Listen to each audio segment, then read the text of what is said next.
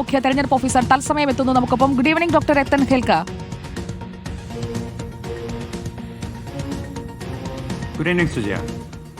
അപ്പോൾ ഈ പ്രോസസ്സിന്റെ കംപ്ലീഷൻ ഡേറ്റ് ഡിസംബർ 4 സുപ്രീം കോടതി ഈ ഹർജികൾ കേൾക്കാൻ പോകുന്നത് ഡിസംബർ 2 ഞാൻ മനസ്സിലാക്കുന്നതനുസരിച്ച് അതിവേഗമാണ് ഈ പ്രോസസ്സ് ഇപ്പോൾ കേരളത്തിൽ മുന്നോട്ട് പോയിക്കൊണ്ടിരിക്കുന്നത്. അപ്പോൾ ഡിസംബർ 2 ആകുമ്പോഴേക്കും SIRന്റെ പ്രവർത്തനങ്ങൾ 28 ദിവസം പൂർത്തിയാകുന്ന ദിവസമാണ് ഡിസംബർ 2. അപ്പോൾ ഏകദേശം പ്രവൃത്തികളെല്ലാം പൂർത്തിയാകില്ലേ? പിന്നെ ഈ ഹർജി കൊണ്ട് കാര്യമുണ്ടോ?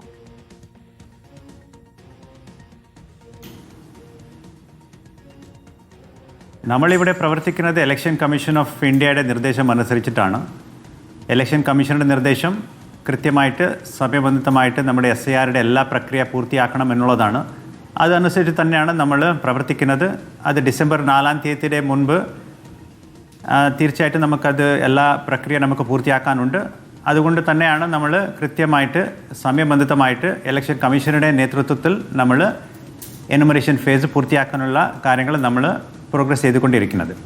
ഈ എന്യൂമറേഷൻ അടക്കമുള്ള ആദ്യഘട്ടം പൂർത്തിയായി കഴിഞ്ഞിരിക്കുകയാണ്. ഇനിയിപ്പോൾ ഈ അപ്ലോഡ് ചെയ്യുക തുടങ്ങിയ കാര്യങ്ങളിലാണ് ഈ ആപ്പ് പണിമുടക്കുന്നു എന്നൊക്കെ BLOമാർ പലയിടത്തും പറയുന്നു. ചിലയിടങ്ങളിൽ കൂട്ടമായി ഹർജി, മലപ്പുറത്താണ് കൂട്ടമായുള്ള ഒരു ഹർജി വന്നത്.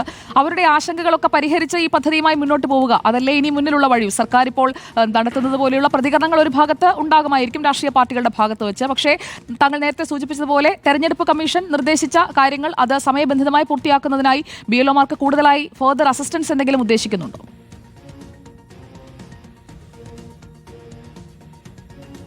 ഇപ്പോൾ നമുക്ക് നിലവിലെ ഏകദേശം ഒരു 80% പൂരിപ്പിച്ച് ഫോംസ് തിരികെ നൽകിയിട്ടുമുണ്ട് ആൾക്കാർ.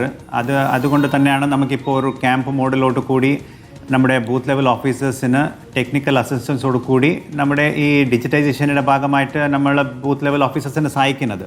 ഇപ്പോൾ ഇന്ന് നമ്മളൊരു 4 മണിയുടെ ഒരു ഡേറ്റ എടുക്കുകയാണെങ്കിൽ ഏകദേശം ഒരു 50% ഫോംസ് നമ്മൾ ഓൾറെഡി ഡിജിറ്റൈസ് ചെയ്ത് കഴിഞ്ഞു. അതായത് 2.78 കോടിയിലെ ഏകദേശം 50% ജോലി നമ്മൾ ഓൾറെഡി ഡിജിറ്റൈസ് ചെയ്തിട്ടുണ്ട്.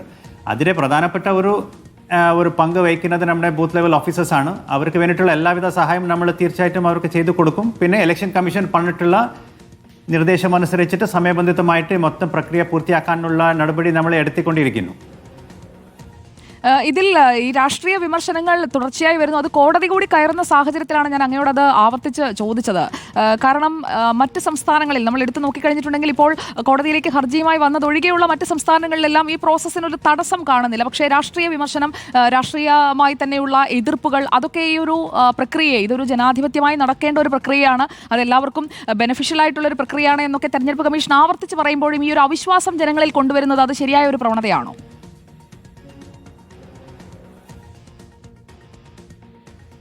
ഇപ്പോൾ നമ്മുടെ SIRയുടെ ഭാഗമായിട്ട് ഞാൻ എല്ലാ ശനിയാഴ്ച 11 മണിക്ക് മീഡിയയുടെ സാന്നിധ്യത്തിൽ നമ്മുടെ എല്ലാ രാഷ്ട്രീയ പാർട്ടികളുടെ മീറ്റിംഗ് നമ്മൾ വിളിക്കാറുണ്ട്. അവരുടെ സഹായത്തോടു കൂടി അവരുടെ നിർദ്ദേശം അനുസരിച്ചിട്ട് തന്നെയാണ് നമ്മൾ SIR കേരളത്തിൽ നടപ്പിലാക്കുന്നത്. അങ്ങനെ എനിക്ക് തോന്നുന്നില്ല ഒരു അഭിപ്രായം വ്യത്യാസം ഉണ്ടെന്നുള്ളത്. നമ്മുടെ എല്ലാ പൊളിറ്റിക്കൽ പാർട്ടീസിൻ്റെ മേൽനോട്ടത്തിൽ തന്നെയാണ് നമ്മൾ മൊത്തം കാര്യങ്ങൾ നമ്മൾ ചെയ്തുകൊണ്ട് പോകുന്നത്. അവരുടെ സാന്നിധ്യത്തിൽ തന്നെയാണ് നമ്മൾ ഈ SIRയുടെ റിവ്യൂ കൂടി നടത്തുന്നത്. ഇപ്പോൾ വിദ്യാർത്ഥികളെ ഉപയോഗിക്കാനായിട്ടുള്ള നിർദ്ദേശം അത് സമ്മതിക്കില്ല എന്ന് തന്നെ വിദ്യാഭ്യാസ മന്ത്രി പറയുകയാണ്. അങ്ങനെയുള്ള പ്രതികരണങ്ങൾ വരുമ്പോൾ അത് താങ്കൾക്ക് ഒരു ബുദ്ധിമുട്ടായോ?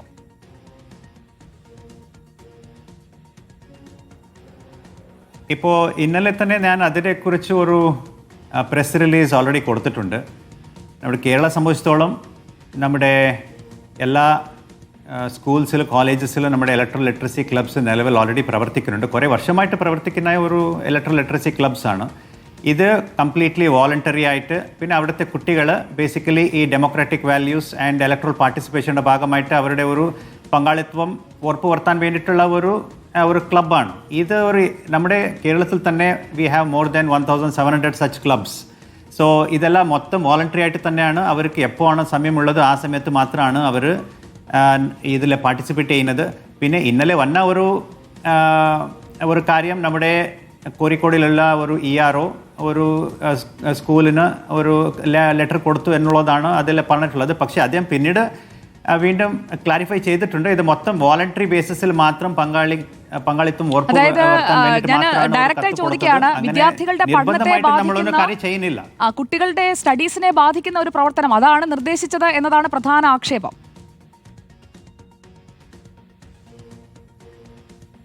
ഇപ്പോൾ നമ്മുടെ വോളണ്ടിയേഴ്സ് എന്ന് പറയുന്നത് നിലവിലുള്ള സിവിൽ സർവീസ് ആസ്പിറൻസിൻ്റെ ഇഷ്ടംപോലെ ആൾക്കാർ അവിടെ പ്രവർത്തിക്കുന്നുണ്ട്. അതുപോലെ തന്നെ NSS വോളണ്ടിയേഴ്സ്, അതുപോലെ തന്നെ ഇലക്ട്രൽ ലിറ്ററസി ക്ലബ്സിലെ വോളണ്ടിയേഴ്സ്, ഇതെല്ലാം വോളണ്ടറി ബേസിസിലാണ്. നമ്മുടെ ആക്ടിവിറ്റീസ് ആരുടെ ഒരു പട്ടത്തിന് അവരുടെ സ്റ്റഡീസിനെ ബാധിക്കുന്ന വിധത്തിൽ ഒരിക്കലും അത് അങ്ങനെ ആരും ഉദ്ദേശിക്കുന്നുമില്ല.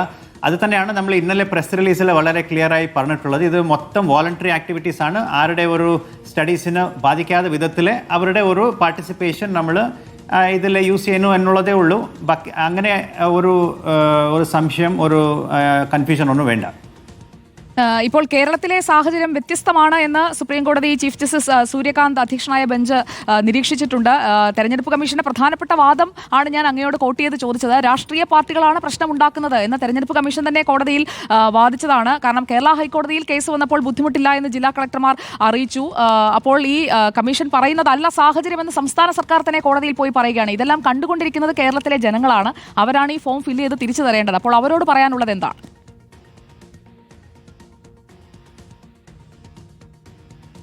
ഇല്ല, ഇപ്പോൾ കേസിൻ്റെ ഡീറ്റെയിൽസൊക്കെ എനിക്ക് താങ്കൾ പറയുന്ന മാതിരി എനിക്കൊന്നും ഡീറ്റെയിൽസ് ഒന്നും ലഭ്യമായിട്ടില്ല. സോ അതിനെക്കുറിച്ച് എനിക്കൊന്നും പറയാനില്ല. ഇത് ഇലക്ഷൻ കമ്മീഷൻ എന്താണ് തീരുമാനിക്കുന്നത്, ആ തീരുമാനം അടിസ്ഥാനത്തിൽ മാത്രമാണ് നമ്മൾ ഇവിടെ പ്രവർത്തിക്കുന്നത്.